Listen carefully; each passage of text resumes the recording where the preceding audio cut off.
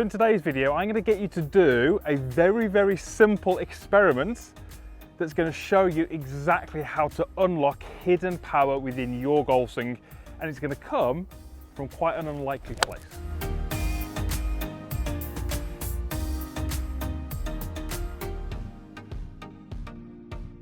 So there aren't many golfers out there who wouldn't really enjoy and benefit from just hitting the ball a little bit further, whether that be longer tee shots or just shorter irons into the greens. We know that that's going to help you, ultimately get closer to the hole, have more birdie putts and shoot lower scores. But how do you do that?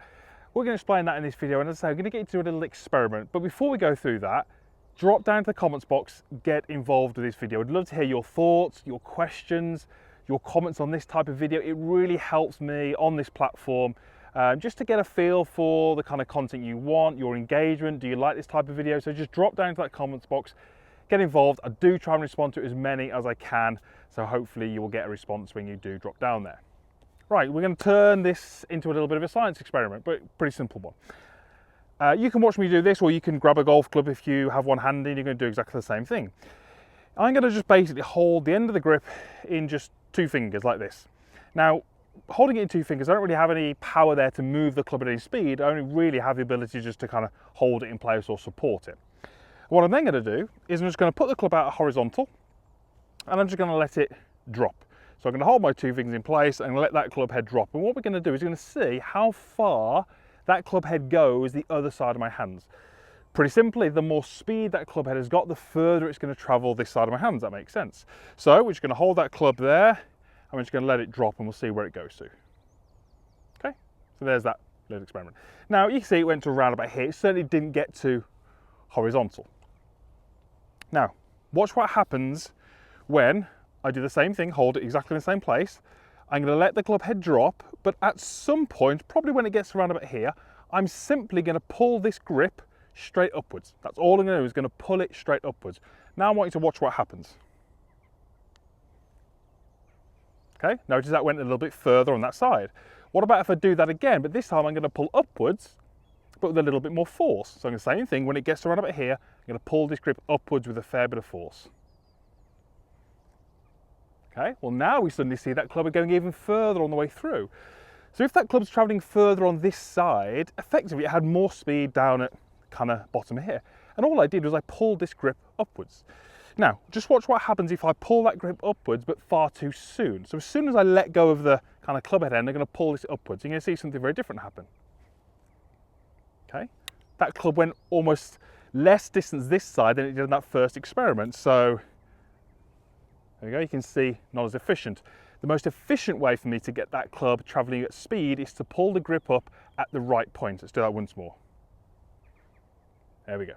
Okay, so quite an interesting experiment there. All I'm really doing is I'm moving this part of the golf club upwards, and that's adding speed to the golf club. Brilliant. How do we apply it to our golf swing? Well, we need to do the same thing in our golf swing, and what we know from the best players in the world, the golfers who hit the ball the furthest, is that through impact, they are effectively moving that grip upwards towards them. It doesn't happen a huge amount, and it's quite difficult to see unless you've got the right technology or a slow motion camera, but it's happening. So if you're that golfer who watches your swing and through impact you see the grip of the golf club staying very still and not doing a lot, you're not using, or you're not maximizing the right power. What we're going to do here to enable you to do that is we're going to do what I call the underwater drill. Here's how it works. I'm going to get my address to this golf ball, and very simply I want you to imagine that the top of my grip here is the top of some water, so there's water below that. Now what we'll see from the majority of golfers out there, you will be included if you're not the longest hitter, you feel like you need some more power, is that when you make your backswing and as you start your downswing, your grip will always be above that water line. What that means is it's very difficult to have an upward movement of the grip now, because it's already too far away from the ground. If it's already too far away from the ground, we can't really move it any further away from the ground because you're not going to make contact with the ball. What do we see with the best players? Well, what we see with the best players is that if we put that water on the top of the grip, when they get to their delivery position, that grip is underwater. It's the underwater drill. We have to get that grip underwater. Because what that means is if that grip is closer to the ground, that club is likely to hit the ground before the ball. How do I make sure I miss the ground? Well, through impact, I have to start to put an upward move into the handle. That upward move into the handle does two things. It means I miss the ground, hopefully I hit the golf ball, but it also then gives that club head that little bit of energy, that kick that we just demonstrated at the start of this video. It gives it that boost, that extra speed that's going to help you hit the ball a little bit further. Now, if you remember that first experiment, the key thing that we said was it was the timing. Same applies to the golf swing. I'm sure you know this. Timing in the golf swing is everything. If we start to move that handle too quickly upwards, no good. If we start to keep the grip too low for too long, no good. So there's kind of two elements here. There's understanding what we need to do, and there's using that little drill, which we're going to go through in a minute, but we have to practice and we have to refine the timing element of it. So how would I have you hit balls? Well, I've got this ball teed up.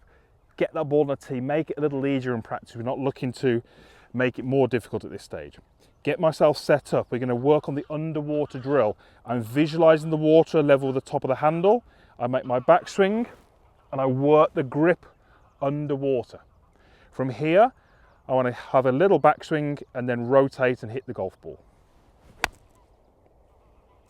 Okay, and you can see that's not the longest shot, but notice that I hit the ground after the golf ball. Notice how I've got taller with my body. The movement of my body, me getting taller and rising up through impact, helps me, assists me in pulling that grip up and adding that speed down to the club head.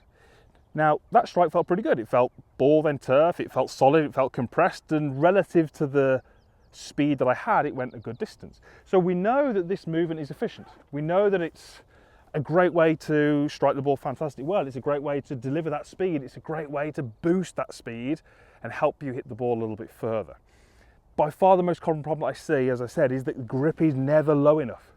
And if the grip is never low enough, you don't have those options. You can't do the things through impact that the best players in the world do, the longest hitters do. We need to give you those options, because if you can, like I said right back at the start of the video, you can unlock power that you didn't have before. So, you know, a little bit of practice using that underwater drill, that visual, that feel, and then you can start to move that into a full golf swing. So this is just a 6-iron, but I'm going to get my handle lower and then pull it up through impact.